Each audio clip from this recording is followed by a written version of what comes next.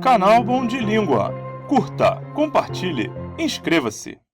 Fala, Bom de Língua! No vídeo de hoje, a gente vai ver como o idioma que a gente fala surgiu. Você já deve ter ouvido falar que o português é uma língua neolatina. Isso significa que, a grosso modo, ele é uma espécie de descendente da língua oficial do Império Romano. Assim como acontece no português, Roma tinha duas variações da mesma língua. O latim clássico, falado pela elite e que obedecia a regras gramaticais bem estabelecidas, e o latim vulgar, que era a língua do povão e, consequentemente, dos soldados responsáveis pela expansão do Império, já que eles que conquistavam os territórios. Sim, vulgar significa simplesmente popular. A gente é que distorceu o sentido da palavra. O Império Romano, no seu auge, conquistou grande parte da Europa, da África e da Ásia. E cada novo território assimilado virava uma mini-Roma, com a adoção dos costumes, da estrutura organizacional, do urbanismo e, consequentemente, do idioma. Só que, quanto mais distante o território, mais difícil era controlar essa influência. Por isso, o inglês tem cerca de 70% das palavras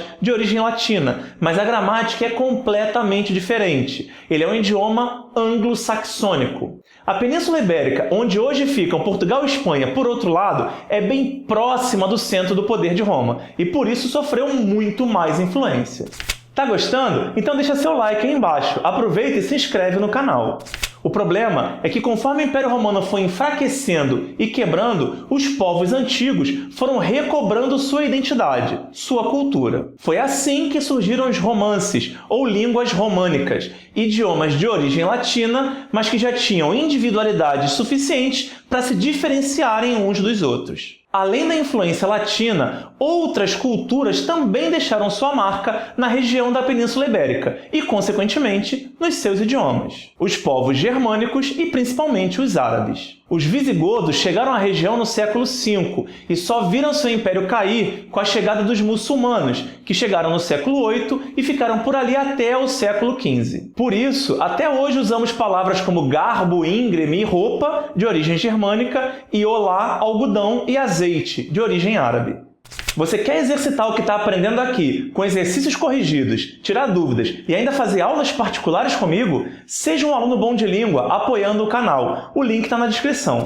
Quando o Brasil foi descoberto, a língua portuguesa já estava entrando na sua fase clássica. Mas você acha que as influências acabaram? Claro que não! A língua é viva e está em constante mutação. E no caso do português falado aqui no Brasil, as novas influências foram os dialetos trazidos pelos africanos escravizados e as línguas nativas, faladas pelos indígenas que já viviam no país. Que não era um país ainda, né? Daí vem a bunda, a farofa, o jacaré e o guaraná.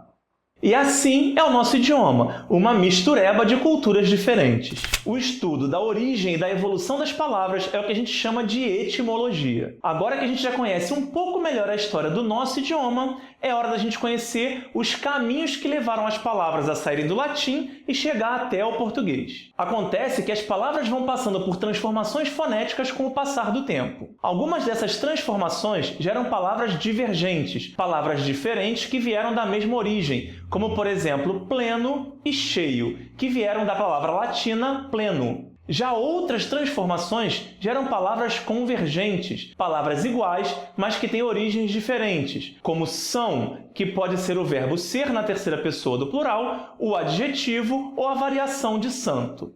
Esses processos de transformação, em português, são chamados de metaplasmos. E são eles que a gente vai estudar agora. A gente pode dividir os metaplasmos em três grupos, os de adição, os de supressão e os de modificação. E isso é importante para esse vídeo, você entender que os fonemas podem surgir, sumir ou mudar no decorrer do tempo. Por exemplo, a palavra latina stella recebeu um E no começo, um R no meio e perdeu um dos L's. Já a palavra scuto também recebeu um E, sofreu sonorização do T, que virou D, e mudou do U para o O. O verbo ponere avançou a sílaba tônica, virando ponere, depois perdeu o último E, ficando como no espanhol, mas depois ainda perdeu o N e, por fim, juntou duas vogais numa só, no caso, o O. É por isso, inclusive, que o verbo por é considerado de terceira conjugação. Sua descendência de origem, ere, é a mesma dos verbos terminados em er. Deu para ter uma ideia, né? O curioso é que muitas vezes o português acabou mantendo dois estágios diferentes da mesma palavra no seu vocabulário, com sentidos ligeiramente diferentes, como o exemplo citado nesse vídeo, no qual a palavra pleno deu origem a pleno e cheio. Também acontece de palavras modernas terem suas derivadas originadas das versões anteriores delas, como a palavra chuva, que tem origem na palavra plúvia, daí as expressões águas pluviais e índice pluviométrico, e o verbo lembrar, que tem como origem a palavra memorare, daí o adjetivo memorável. Louco, né?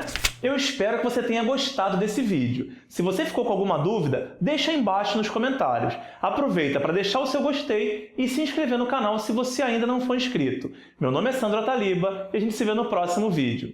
Um abraço!